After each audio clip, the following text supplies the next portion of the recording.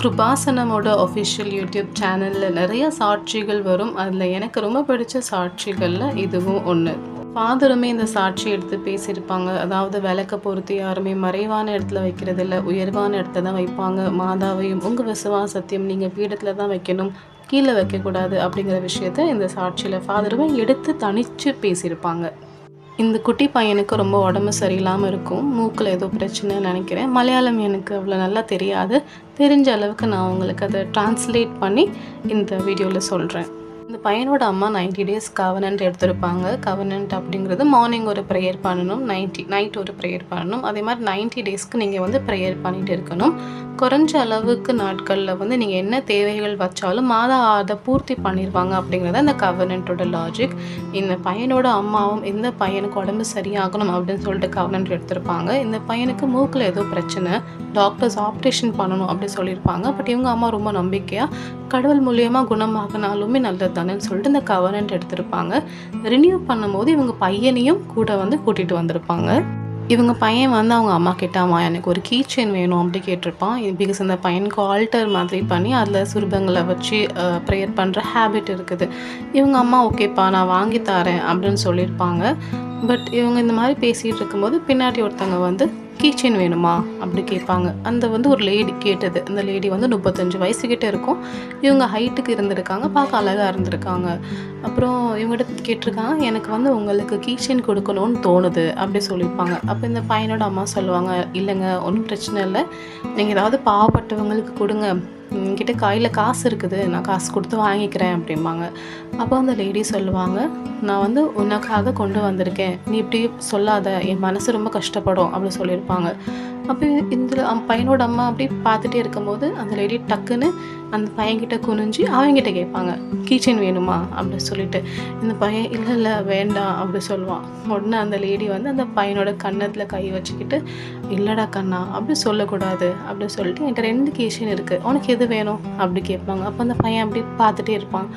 அப்போது இந்த லேடி சொல்லுவாங்க, சரி எனக்கு இந்த கீச்சன் தான் உனக்கு கொடுக்கணும்னு தோணுது, ஸோ இதை வச்சுக்கோ அப்படி சொல்லிட்டு பாக்கெட்டில் போட்டுட்டு போயிடுவாங்க. அப்போது அந்த பையன்கிட்ட சொல்லுவாங்க, நான் லைனில் நின்று உனக்காக ப்ரேயர் பண்ணுறேன், உடம்பு சரியாயிரும்டா கண்ணா அப்படின்னு சொல்லிட்டு போயிடுவாங்க அங்கேருந்து. இந்த பையனோட அம்மா அவங்கள அப்படியே பார்த்துட்டே இருப்பாங்க. கொஞ்சம் தூரம் கூட்டத்தில் போனதுக்கப்புறம் இவங்களுக்கு லைட்டாக ஒரு சென்ட்டோட வாசம் அந்த இடத்துல வந்திருக்கு. அப்போ இந்த பையனோட அம்மா நினைக்காங்க, பரவாயில்ல மாதா நம்ம ப்ரேயர்ஸ் எல்லாம் கேட்குறாங்க போல், அது நம்மளுக்கு இந்த மாதிரி மனம் வருது அப்படின்னு சொல்லிட்டு இந்த பையனோட அம்மா நினைக்கிறாங்க. அப்புறம் இந்த பையன் கொஞ்ச நேரம் கழிச்சு அந்த அம்மாட்ட கேட்பான், அம்மா இப்படி கீச்சன் நம்ம வேறு யாரை கொடுத்தாங்கன்னு போயிட்டு அப்பாட்ட சொன்னால் அப்பா கோவப்படுவாங்களேம்மா அப்படி சொன்னதும் இந்த பையனோட அம்மா சொல்லுவாங்க, அப்போ நம்ம ஒன்று பண்ணலாம், நான் அவனுக்கு வேறு கீச்சன் வாங்கி தரேன், இதை வேறு யாருக்காவது கொடுத்துடலாம் அப்படின்னு சொல்லிட்டு ஒரு கீச்சன் வாங்கிட்டு இதை அங்கே இருக்க ஒரு குட்டி பையனுக்கு கொடுக்க போவாங்க. கொடுக்க போகும்போது எங்கள் மனசில் இல்லை வேண்டாம் கொடுக்க வேண்டாம்னு ஒரு தாட் வந்தாலும், இன்னொரு சைடு இல்லை தானமாக தானே வந்தது, தானமாகவே கொடுத்துருவோம் அப்படின்ற தாட்டும் வரும். அவங்க அதை கொடுத்துட்டு வீட்டுக்கும் போயிடுவாங்க. வீட்டுக்கு போன அப்புறம் அந்த விஷயத்த அவங்க ஹஸ்பண்ட் கிட்ட சொல்கிறாங்க. அவங்க ஹஸ்பண்ட் சொல்கிறாங்க, அந்த கிச்சன் மாதா தான் கொடுத்துருக்கணும், நீ அதை புரிஞ்சிக்காமல் அதை வேறு யாருக்கும் கொடுத்துட்டோ வந்துட்டேன் அப்படின்னு சொன்னது இவங்களுக்கு ரொம்ப ஹர்ட் ஆகுது. இவங்க திருப்பி கோயிலுக்கு வராங்க. கோயிலுக்கு இங்கே இருந்த இன்னொருத்தரோட இந்த இன்சிடெண்ட்டை ஷேர் பண்ணுறாங்க. அப்போ அந்த லேடியும் சொல்கிறாங்க, அது மாதாவாக தான் இருக்கும் அப்படின்னு சொன்னது இவங்களுக்கு இன்னும் கஷ்டமாகிடுச்சு. மாதாட்ட அழுதுருக்காங்க, மாதாவே எனக்கு விண்ணகத்துலேருந்து வந்த ஒரு கிஃப்ட் இல்லையா, நீங்கள் தானே கொடுத்தீங்க, நீங்கள் கொடுத்ததா இருந்தால் அது மட்டும் எனக்கு திருப்பி வரட்டும், நான் தெரியாமல் இப்படி கொடுத்துட்டேன் மாதாவே, தயவு செஞ்சு திருப்பி கொடுத்துருங்க, இல்லைன்னா என் வாழ்க்கை ஃபுல்லாக நான் அதை நினச்சி அழுதுகிட்டே இருக்கிற மாதிரி ஆயிரும் சொல்லிட்டு ரொம்ப மாதாட்ட உருக்கத்தோடு வேண்டியிருக்காங்க. அப்போ இவங்க ட்ராவல் பண்ணி வந்தாங்களே ஒரு டிரைவர், அந்த டிரைவர்கிட்ட சொல்லியிருக்காங்க, அன்றைக்கி இப்படி வந்தேன், கூட ஒரு ரெண்டு பசங்க வந்தாங்க, ஒரு லேடி வந்தாங்க, அவங்க டீட்டெயில்ஸ் கிடைக்குமா, நான் அவங்கள பார்க்கணுன்னு சொல்லிட்டு அந்த டிரைவர்கிட்ட பேசியிருக்காங்க. அந்த டிரைவரும் கொடுக்குறேன்னு சொல்லிட்டு ரொம்ப நாளாக கொடுக்கவே இல்லை. இவங்களுக்கு மனசுக்கு ரொம்ப கஷ்டமாக இருந்திருக்கு. கிருபாசனம் வரவங்க எல்லாரும் அந்த பத்திரம் டிஸ்ட்ரிபியூட் பண்ணுவாங்க இல்லையா, அதே மாதிரி இவங்களும் டிஸ்ட்ரிபியூட் பண்ண போயிருக்கும்போது அந்த அண்ணாவை திருப்பி மீட் பண்ணி திருப்பி பேசியிருக்காங்க. அவரும் அட்ரஸை ஃபைனலி கொடுத்துட்டாங்க. நம்பரும் கொடுத்துருக்காங்க. கால் பண்ணால் அந்த அட்ரஸில் இருக்கிற அந்த லேடி வந்து அட்டன் பண்ணவே இல்லை. இவங்களுக்கு மனதுக்கு ரொம்ப கஷ்டமாயிருச்சு. கிருபாசனம் வரவங்க எல்லாருமே வந்து கையில் எல்லாத்துக்குமே ஒரு மெடல் கொடுப்பாங்க. இவங்க அந்த மெடலை வச்சுக்கிட்டு தேடி போயிட்டாங்க. என்ன ஆனாலும் பரவாயில்ல கண்டுபிடிப்போம்னு சொல்லிட்டு ஒரு வீட்டு முன்னாடி போய் நின்றுருக்காங்க. இவங்களுக்கு தோணிருக்கு இல்லை இந்த வீடாக இருக்காதுன்னு சொல்லிட்டு. அதுக்கப்புறம் இன்னொரு வீட்டு முன்னாடி போய் நின்றுருக்காங்க. அவங்க உடம்புலாம் அப்படியே குளிர்ச்சியான ஃபீல். அப்போவே எங்களுக்கு புரிஞ்சுட்டு இந்த வீடாக தான் இருக்கும் அப்படின்னு சொல்லிட்டு.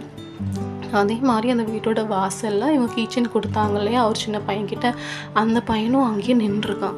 இவங்க வந்து அந்த பையன்கிட்ட ப்ளீஸ் அந்த கீச்சன் அன்னைக்கு கொடுத்தல எனக்கு திருப்பி கொடுத்துரு, அது வேறு ஒருத்தருக்குள்ளதுப்பா அப்படின்னு சொன்னதும் அந்த பையனை கொடுத்துட்டான். இவங்களும் ஒரு 80 rupees கொடுத்து நீ வேறு கீச்சன் வாங்கிக்கோப்பா அப்படின்னு சொல்லிட்டு வந்துட்டாங்க. இதில் நிறையா விஷயம் வந்து நம்பலாமா நம்பக்கூடாதான்னு அவங்களுக்கு கன்ஃபியூஷனாக இருக்கும். பட் நீங்கள் இந்த கோயிலுக்கு ஒரே ஒருக்கா போங்க. போனதுமே நீங்கள் கடவுளோட பிரசன்னத்தை உணர்ந்துருவீங்க, மாதாவோட பிரசன்னத்தை உணர்ந்துருவீங்க அப்படின்னு நான் சொல்ல வரல. ஆனால் போகிறீங்க அப்படின்னா போகிற எல்லாரு கூடயும் மாதா வராங்க வீட்டுக்கு. நீங்கள் இந்த இடத்துக்கு போகிறீங்க அப்படின்னா கண்டிப்பாக மாதா உங்களுக்கு கூட உங்கள் வீட்டுக்கு வருவாங்க. அண்ட் இன்னொரு தப்பான புரிதல் நிறையா இருக்குது. என்ன அப்படின்னா நம்ம ஏன் வந்து மாதா கிட்டே போகணும் அப்படின்னு சொல்லிட்டு நிறைய பேர் வந்து கேட்குறாங்க. நம்ம இயேசுவை வந்து இந்த உலகத்தில் ஆக்சுவலி அதிகமாக அன்பு செஞ்சது மாதா தான். இயேசுவை எப்படி அன்பு செய்யணும் அப்படிங்கிறத மாதா மூலயமா நம்ம கற்றுக்கிட்டு இயேசுவை இன்னும் பர்ஃபெக்டாக அன்பு செய்யணும் அப்படிங்கிறத மாதாவோட ஆசையே தவிர இயேசுக்கிட்ட இருந்து நம்மளை பிரித்து கொண்டு போகணும் அப்படிங்கிறது மாதாவோட ஆசை கிடையாது. நீங்கள் எந்த மதமாக இருந்தாலும் சரி, எந்த சபையாக இருந்தாலும் சரி, இங்கே போகலாம். எல்லாருமே கவர்னன்ட் எடுக்கலாம். எதுவும் ரெஸ்ட்ரிக்ஷன்ஸும் கிடையாது. இங்கே எதுவும் கன்வர்ஷன் பண்ணி மதமாற்றமோ அப்படிலாம் எதுவுமே பண்ணல. நீங்கள் எல்லோரும் நல்லா இருக்கணும். நீங்கள் எந்த ரிலீஜனாக இருந்தாலும் சரி, நீங்கள் போய் மாதாவோட அந்த பிரச்சனத்தை உணர்ந்து உங்கள் வாழ்க்கையிலும் அற்புதம் நடந்து உங்கள் பிரச்சனையிலேருந்து நீங்கள் மீண்டு வரணும் அப்படிங்கிறதான் மாதா காட்சி கொடுத்ததுக்கான ஒரு பெரிய ரீசன். சரியா? கண்டிப்பாக போங்க. கடவுள் உங்களை ஆசீர்வதிப்பாங்க. ஆமென்.